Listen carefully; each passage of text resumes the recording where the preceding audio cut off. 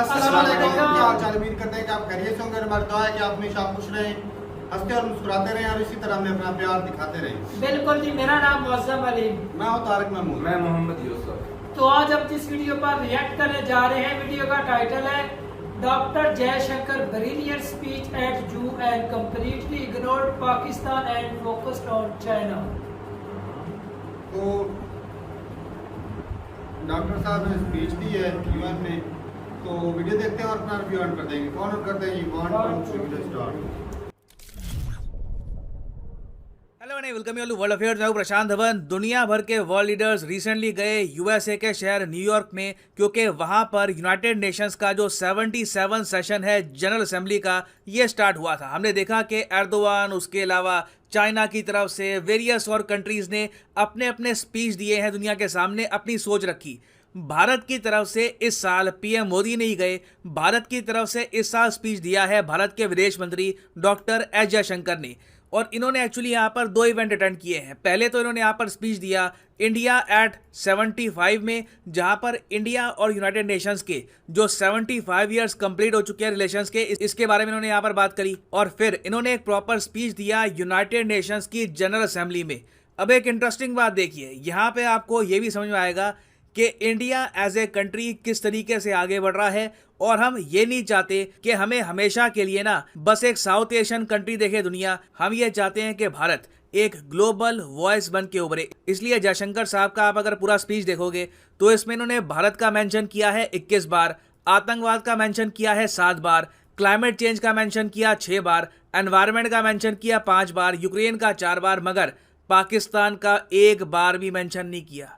ये बहुत ही इंपॉर्टेंट एक जेस्चर है। इसके कंपैरिजन में जब पाकिस्तान के प्रधानमंत्री शहबाज शरीफ गए यूएनजीए में, इनका पूरा फोकस था इंडिया पे। सबसे ज्यादा बार इन्होंने यहाँ पे अपनी स्पीच में कश्मीर का मेंशन किया 12 से 13 बार, इंडिया का मेंशन किया 10 से 9 बार, अफगानिस्तान का मेंशन कर दिया 9 बार। और अफगानिस्तान के बारे में तो ओपनली ये कह दिया कि अफगानिस्तान पाकिस्तान में आतंकवाद फैलाता है और अफगानिस्तान की वजह से पाकिस्तानियों ने बहुत सफर किया है। ये छोटी सी क्लिप है, मैं चाहता हूं ये आप देखें। Pakistan shares the key concern of the international community regarding the threat posed by the major terrorist groups operating from Afghanistan, especially ISIL-K and Tehreek-e-Taliban Pakistan, as well as Al-Qaeda, ETIM and IMU. तो यहाँ पे आपने देखा पाकिस्तान के प्रधानमंत्री ने basically दुनिया को ये कह दिया कि जो आतंकवाद पाकिस्तान फेस कर रहा है आज के समय, ये अफगानिस्तान से शुरू होता है। अफगानिस्तान की वजह से पाकिस्तान सफ़र कर रहा है। और इससे एक इंडिकेशन ये भी दे दी कि रीजन में जो हम प्रॉब्लम देखते हैं ना आतंकवाद की, उसका मेन कारण पाकिस्तान नहीं है। सारा ब्लेम डाल दिया अफगानिस्तान की तरफ। ये बातें सुन के ऑब्वियसली तालिबान खुश था नहीं। तालिबान ने सीधा सीधा यहाँ पर बोल दिया है this is nothing but humiliation. ये लोग चाहते हैं अब कि पाकिस्तान माफी मांगे तालिबान और अफगानिस्तान से, क्योंकि उन्होंने अफगानिस्तान पर गलत आरोप लगाए हैं यूनाइटेड नेशंस में। ऑब्वियसली तालिबान पाकिस्तान का जवाब यूएन में कर नहीं सकता, क्योंकि तालिबान की एंट्री अभी है नहीं यूएन में। मगर एक स्पीच से पाकिस्तान के पीएम ने अफगानिस्तान पाकिस्तान के रिलेशंस और ज़रा खराब कर दिए हैं ना। फिर अगर हम बात करें भारत की, तो इंडिया के बारे में एक बहुत इंटरेस्टिंग बात हुई। इंडिया अकेला देश है दुनिया में जिसको रशिया और यूएसए दोनों ओपनली यूनाइटेड नेशंस में खड़े होकर कहते हैं कि ये देश यूएन सिक्योरिटी काउंसिल का परमानेंट मेंबर बनना चाहिए। रशिया के जो विदेश मंत्री है ये गए यूएसए में, हालांकि एक बार को पता था नहीं कि यूएस इनको वीज़ा देगा भी या नहीं देगा, मगर सर्गेई लैवरोव गए यूएन में और इन्होंने यहाँ पर कहा कि देखो बात चल रही है 4 कंट्रीज़ को यूनाइटेड नेशन सिक्योरिटी काउंसिल में परमानेंट सीट देने की। हम सिर्फ 2 कंट्रीज़ का समर्थन करते हैं, एक है भारत, दूसरा ब्राज़ील। रशिया के हिसाब से जर्मनी, जापान को यूएन सिक्योरिटी काउंसिल में नहीं होना चाहिए। तो इंडिया यहाँ पे एक स्टैंड आउट कंट्री आता है। फिर जो बाइडेन को आप अगर देखोगे तो ये ब्राज़ील का समर्थन नहीं करते यूएन सिक्योरिटी काउंसिल की परमानेंट सीट के लिए, ये इंडिया का समर्थन करते हैं। तो इंडिया एक ऐसा कंट्री है जो एक यूनिक रिलेशन एंजॉय करता है दोनों साइड में। और इसलिए डॉक्टर एस जयशंकर ने यूएन में खड़े होकर यह भी कहा कि वैसे तो बहुत लंबे समय से हम सुनते आ रहे हैं कि यूनाइटेड नेशंस का विस्तार होगा, सिक्योरिटी काउंसिल में चेंजेस लाए जाएंगे, इंडिया को एक स्थायी मेंबर बनाया जाएगा, मगर अब फाइनली हम देख रहे हैं कि कुछ शिफ्ट हो रहा है। बहुत से देश हैं अब डायरेक्टली इंडिया का नाम लेकर बात करते हैं यूएन सिक्योरिटी काउंसिल में। नहीं तो यूजुअली आप देखोगे तो कंट्रीज डायरेक्टली किसी का नाम लेती नहीं है, बस संकेत दिए जाते हैं कि किसकी बात की जा रही है। मगर इंडिया के केस में आप नोटिस करोगे, पुर्तगाल के प्राइम मिनिस्टर ने अपना स्पीच दिया, कैटेगोरिकली ये कहा स्पीच में कि इंडिया को यूनाइटेड नेशन सिक्योरिटी काउंसिल में होना चाहिए, ये वर्ल्ड पीस के लिए बहुत इंपॉर्टेंट है। मैक्सिको ने तो ओपनली ये कह दिया यूएन में कि सिर्फ पीएम मोदी है दुनिया में अकेले लीडर जो पीस स्थापित कर सकते हैं। यूक्रेन और रशिया में तो ऐसे कंट्री को आप यूएन सिक्योरिटी काउंसिल में क्यों नहीं एंट्री देते। और मैंने आपको बताया था इसके बारे में कि ये होगा 10 अगस्त को। मैंने ये वीडियो अपलोड करी थी जहां पे मैंने आपको बताया था कि मैक्सिको के प्रेसिडेंट ने कहा था कि एक कमेटी बननी चाहिए जहां पर पीएम मोदी होंगे, पोप होंगे और यूएन के चीफ होंगे, और ये कमेटी वर्ल्ड पीस पर काम करेगी और इंश्योर करेगी कि आने वाले 5 साल तक कोई भी जंग ना लड़ी जाए। तो मैक्सिको ने फाइनली ये इशू यूएन में उठा लिया, मगर थोड़ा सा इसमें चेंज कर लिया। अपने स्पीच में पोप और यूएन के चीफ को गायब कर दिया, सिर्फ फोकस किया पीएम मोदी पर। ना वापस आते हैं जयशंकर साहब के स्पीच पर, जो एक स्पेशल इवेंट हुआ है India at 75 years showcasing India UN partnership. इस स्पीच में पहले जयशंकर साहब ने यह कहा कि दुनिया को यह समझना चाहिए 18वीं शताब्दी थी, इंडिया दुनिया की जीडीपी का 25% अपने पास रखता था। हम यहाँ पर बात कर रहे हैं ब्रिटिशर्स के आने से पहले के एरा की। फिर ये कहते हैं कि मिडल 20वीं सेंचुरी तक, जब तक ब्रिटिश एम्पायर ने काफ़ी लूटमार कंप्लीट कर ली इंडिया में, तब तक इंडिया दुनिया के सबसे जो पूरेस्ट कंट्रीज हैं उनमें आ चुका था। ये अपने आप में बहुत अच्छा आंसर है उन लोगों का जो आज भी कहते हैं कि जी ब्रिटिश एम्पायर से इंडिया को फायदा हुआ था, रेलवेज आ गई, कुछ आ गई, बट इन रियलिटी हमारी इकोनॉमी को बुरी तरीके से डिस्ट्रॉय कर दिया था ब्रिटिश एम्पायर ने। बट आगे जयशंकर साहब ये भी ऐड करते हैं कि इंडिया फिर रुका नहीं, इंडिया आज के समय उसी कंट्री को बीट करके 5वीं सबसे बड़ी इकोनॉमी बन चुका है दुनिया की, और भारत के सपने बहुत बड़े हैं। अब आने वाले जो 25 साल है उसमें आप देखोगे भारत की असली उड़ान, क्योंकि अब देखिए प्लेटफॉर्म बिक चुका है, इंडिया के पास रिसोर्सेज हैं, हमारे पास मोटिवेशन है, और टारगेट हमारे देश का ये है, हमारे पीएम ने टारगेट दिया है कि 2047 तक हमको बनना है एक डेवलप्ड कंट्री। और इस बीच आप देखोगे भारत मेजर अकॉम्प्लिशमेंट हासिल करेगा। फॉर एग्जांपल आपको दिखेगा पहला भारतीय चांद के सरफेस पर, यह बात कही है जयशंकर साहब ने। हमारा खुद का इंटरनेशनल स्पेस स्टेशन होगा जिस पे ऑलरेडी काम चल रहा है, और इंडिया के ज्यादातर जो गांव हैं ये डिजिटाइज हो चुके होंगे, पॉवर्टी को हम इरेडिकेट कर चुके होंगे। तो इंडिया की जो विजन है आने वाले 25 सालों की, इसके बारे में इन्होंने बात करी स्पीच में। फिर अगर हम आए यूनाइटेड नेशंस के स्पीच में, तो यहाँ पर जयशंकर साहब ने इनडायरेक्टली आलोचना करी है चाइना की। इन्होंने ये नहीं कहा कि पाकिस्तान को रोकना चाहिए आतंकवाद वगैरह, क्योंकि इन दी एंड देखो फायदा नहीं है बोलने का, हम बहुत लंबे समय से बोल चुके हैं। और प्रॉब्लम ये होती है कि जब हम बार बार अपने कंट्री को वर्ल्ड स्टेज पर पाकिस्तान से कंपेयर करते हैं तो दुनिया भी इंडिया का स्टैचर कम कर देती है। दुनिया सोचती है कि हाँ इंडिया आज भी उलझा हुआ है पाकिस्तान में। तो हमने यहाँ पर डायरेक्टली फोकस किया चाइना पर, और ये कहा कि चाइना ने जिस तरीके से यूनाइटेड नेशन सिक्योरिटी काउंसिल का जो सैंक्शन 1267 कमेटी है यहाँ पर आतंकवादियों को बचाया, ये बहुत गलत था। और आतंकवादियों को जो भी कंट्री डिफेंड करता है, चाइना की बात करें क्योंकि चाइना ने लिटरली आतंकवादियों को डिफेंड किया यूएन में, तो जो भी देश आतंकवादियों को डिफेंड करता है, do it at your own peril. Peril का मतलब क्या है कि इन द फ्यूचर आपको प्रॉब्लम आएगी, आपको संकट फेस करना पड़ेगा। इतिहास गवाह है जिस कंट्री ने भी आतंकवादियों का यूज करने की कोशिश करी है, इवेंचुअली उस कंट्री को ही बहुत ही बड़ा प्राइस पे करना पड़ा। और ये बात यूएसए के केस में भी सही होती है। यूएसए ने तालिबान बनाया था यूएसएसआर को हटाने के लिए अफगानिस्तान से, उस तालिबान ने बाद में ओसामा बिन लादेन को भी नर्चर किया, उसको भी बड़ा किया। अंत में क्या हुआ, ओसामा बिन लादेन ने ही यूएसए को सबसे बड़ा टेररिस्ट अटैक दिया, उनके हजारों लोग मार दिए। तो इंडिया ने यहाँ पर क्लियरली एक वार्निंग दिया चाइना को कि जो आपके स्टेप्स हैं देख लीजिए, लॉन्ग टर्म में इससे आपको लॉस ना हो जाए। और आप लोग खुद ही समझ सकते हैं कि इतने इंपॉर्टेंट मंच पर यूक्रेन वॉर की बात ना हो, ऐसा हो नहीं सकता। तो जयशंकर साहब ने यहाँ पर यह भी कहा कि हमें पता है दुनिया हमसे पूछती है कि तुम किसकी साइड हो, तुम क्या यूक्रेन की साइड हो, क्या रशिया की साइड हो। तो यहाँ पर इंडिया का जवाब ये था कि हम लोग पीस की साइड है, हम चाहते हैं कि जल्दी से पीस यहाँ पे स्थापित हो जाए। और हम दोनों साइड्स को कहते हैं, यूक्रेन रशिया को, कि आप बैठकर टेबल पर डायलॉग और डिप्लोमेसी पर फोकस करिए, as it is the only way out. इसके अलावा कोई रास्ता नहीं है ये वॉर खत्म करने का। और फिर इंडिया का जो पॉजिटिव कंट्रीब्यूशन है दुनिया को, ये भी इन्होंने हाईलाइट किया। इन्होंने यहाँ पर ये कहा कि देखो दुनिया भर में 100 से ऊपर देश हैं, वहां पर इंडिया ने वैक्सीन प्रोवाइड करी थी जब पेंडेमिक अपने पीक पे था। उसके अलावा इंडिया ने 50,000 मेट्रिक टन गेहूं भेजा अफगानिस्तान को, हमने अफगानिस्तान को दवाइयां भेजी, वैक्सीन भेजी। उसके अलावा जब श्रीलंका आर्थिक संकट में डूब रहा था, चाइना इनकी हेल्प में नहीं आया। हमने श्रीलंका को $3.8 बिलियन दिए अपनी कंट्री को स्टेबल रखने के लिए, और ये बात श्रीलंका ने खुद एडमिट करी है कि इंडिया की अगर हेल्प ना मिली होती तो सिचुएशन बहुत ज़्यादा बदतर हो जाती श्रीलंका में। उसके अलावा हमने म्यांमार को भी 10,000 मीट्रिक टन भेजी फूड एड।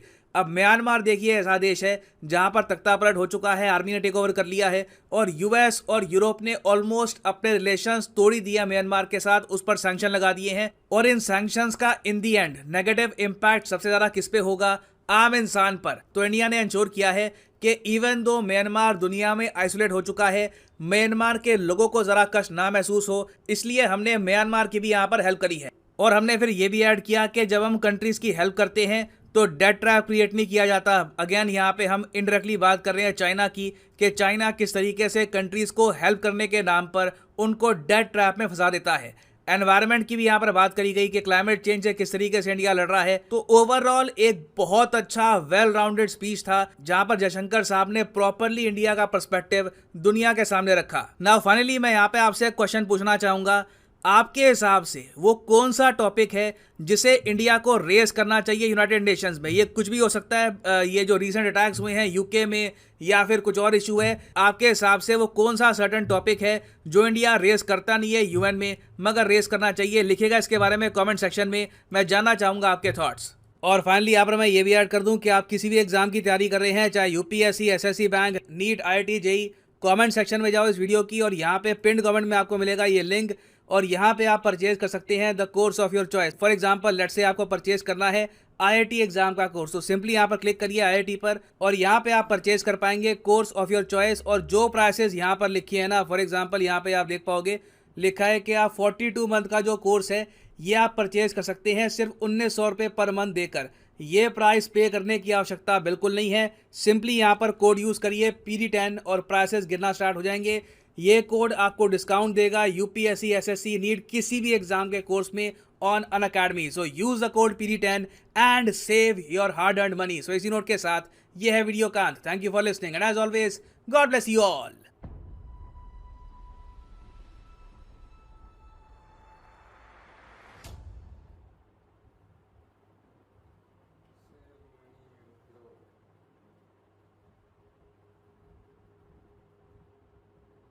वीडियो खत्म हो गई और क्या बात है सर, एस जयशंकर ने तो कमाल कर दिया। ऐसी स्पीच मैंने इनकी स्पीच सुनी है, अच्छा कमाल है भाई साहब। और जिस तरह उन्होंने कहा ना कि जिस तरह ब्रिटिश ने राज किया कि हमारी इकॉनमी वर्ल्ड की 25% थी, तो इतना कुछ लूटा। हालांकि कुछ ब्रिटिश क्लेम करते हैं कि हमने इंफ्रास्ट्रक्चर दिया, ट्रेनें दी, रूल दिए अच्छे, तो ये क्लेम करते हैं तो ज्यादा फैला, तो लूटा जो है वो ब्रिटिश ने, सही बात है, बहुत ज्यादा लूटा है। और मजे की बात ये है कि अच्छा, छोड़ते गल्ला भी नहीं थे, सब कुछ ले जाते थे भाई, छोड़ते गल्ला जो भी कीमती चीज होती थी ले जाते थे। तो वो इस गरज से आए थे इसको लूटने के लिए, एरिया को और क्या करने सोने की चिड़िया थी ना, ऐसे ही। सोने की चिड़िया। और बाकी जो प्राउड मूवमेंट वाली बात है ना, हमारे पास विजन बहुत, हमारी सोच बहुत ऊपर की है जी, हम रुकने वाले नहीं। तो ये जो बात है ना भाई साहब, इंडियन के लिए तो प्राउड मोमेंट है। और जिस तरह इंडिया आगे बढ़ता जा रहा है, इतना कुछ होने के बावजूद, जंगे लड़ने के बावजूद, टेरर अटैक होने के बावजूद, गुर्बत से उठकर इंडिया आज ब्रिटिश जिसने राज किया, रूल किया, उसको भी इकॉनमी में पीछे छोड़ दिया। इसकी मिसाल ये है कि उसने पाकिस्तान का जिक्र नहीं किया, अब स्टैंडर्ड को बढ़ा दिया है भाई, हाई हो गया। तो ये पाकिस्तान को भी सीखना चाहिए। सही बात है। पाकिस्तान अब कंपैरिजन करता है अफगानिस्तान से, श्रीलंका से। तो अफगानिस्तान को जो टारगेट किया पाकिस्तान ने, भाई मैं तो उसको सपोर्ट करूंगा, क्योंकि जिस तरह हमले करते हैं, शुरू में पाकिस्तान भी सपोर्ट करता रहा अफगानिस्तान को, तालिबान को, अब वो सपोर्ट महंगी पड़ रही है। सर ने, प्रशांत धवन सर ने बिल्कुल सही बोला कि जो आतंकवादी पालते हैं उनको एक दिन भुगतना पड़ता है। 10 दिन में सांप पालोगे तो भाई साहब एक दिन खुद को डसेगा जरूर। अमेरिका ने किया, उनके खिलाफ हमले हुए, पाकिस्तान ने किया, उनके खिलाफ अभी जारी है बिल्कुल। चाइना भी सपोर्ट कर रहा है, करता है, जिस तरह वो UN में FATF की ग्रे लिस्ट में जब था ना पाकिस्तान, तो उन्होंने इंडिया ने रेज उठाया कि अमेरिका ने भी किया कि एक पाकिस्तान में बंदा है जो इंडिया ने क्लेम किया कि उसको इंटरनेशनल आतंकवादी करार दिया जाए, सही, तो लेकिन चाइना की वजह से वो नहीं हो पाया। नहीं हो पाया। तो सही ये है। सपोर्ट तो थी भाई साहब। और बाकी ये है कि जो जिस तरह क्लाइमेट चेंज हो रहा है, क्लाइमेट चेंज के बारे में बातें की गई, और क्लाइमेट चेंज को तो पूरी दुनिया ही फेस कर रही है। दुनिया और लेकिन सबसे ज्यादा तो पाकिस्तान ने फेस किया ना, जिसके तअस्सुरात अभी भी पाकिस्तान के अंदर है।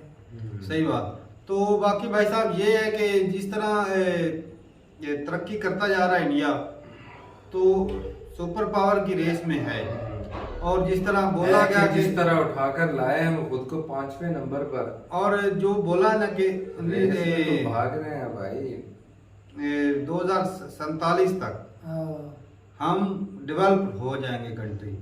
तो ये जो जिस स्पीड से इंडिया ऊपर जा रहा है भाई साहब, कोई रोक नहीं पाएगा। सही बात अगर जंगें रुक जाती हैं, इंडिया को जंग फेस ना करनी पड़े, तो इंडिया रुकने वाला नहीं। सही बात है। अगर चाइना, लेकिन ये है कि अब जंग होगी भी नहीं, क्योंकि जिनपिंग जो है ना हाँ, चाइना के हालात खराब जा रहे हैं। वो अभी उसको ना धर लिया आर्मी ने, तो वो तो उसे कैद असल किया, खराबी घर में ही कैद किया हुआ। सारी खराबी तो करता ही वो था। सही। बाकी चाइना भाई, चाइना के शुरू में हिस्ट्री देख लो, इतना मतलब है जो जिस तरह चलो कब्जाया वाकई है इसने, लेकिन ये ज्यादा ही खतरनाक बंदा था। तो इंडिया के साथ ताल्लुकात इसकी वजह से खराब थे, और वो कब्जा ग्रुप है, थ्रेट देता है, कब्जा करता है, हर जगह पे हमला चलो बला से जान छूटी भाई। तो अच्छा हुआ। अब वो चाइना से जो जंग का माहौल है वो भी कम हो जाएगा। आई थिंक ऐसा हो सकता है।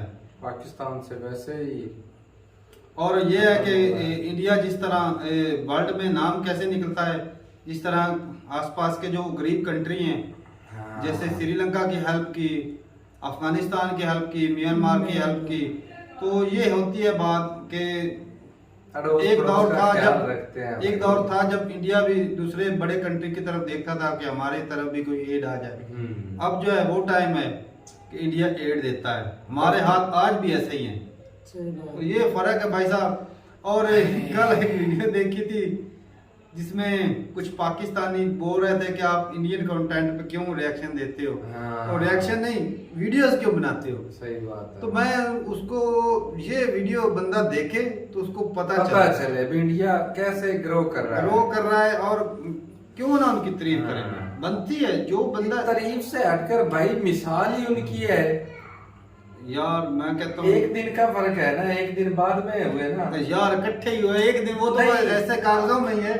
चलो तो एक दिन से तो फर्क, आज वो कहाँ पहुंच गए और हम कहाँ रह गए। असल में फर्क तो पाकिस्तानी पब्लिक को ये दिखाना है ना। सही बात है। और वो उसका गलत ही मतलब निकाल रहे थे। और मजे की बात ये कि पाकिस्तान का इंडिया ने नाम लेना मुनासिब भी नहीं समझा। अच्छा, चलो इससे शायद गैरत आ जाए इन लोगों को। लेकिन पाकिस्तान की बात करें तो कश्मीर तो पहला नंबर है ना। 19 से 20 मरतबा जिक्र किया, 10 12 13 दफा। भाई लोग हमारे जो हुक्मरान है ये उनकी मारियां खा रहे हैं कश्मीर तो का। ठीक है भाई साहब, अपने जरूर बताइएगा कमेंट सेक्शन में। और यूएनए में इंडिया को परमानेंट सीट मिलनी चाहिए। बिल्कुल जी, बिल्कुल। और ये डिजर्व करता है। तो ठीक है, मिलते हैं नई वीडियो के साथ, तब तक के लिए इजाजत दें। अल्लाह हाफिज़।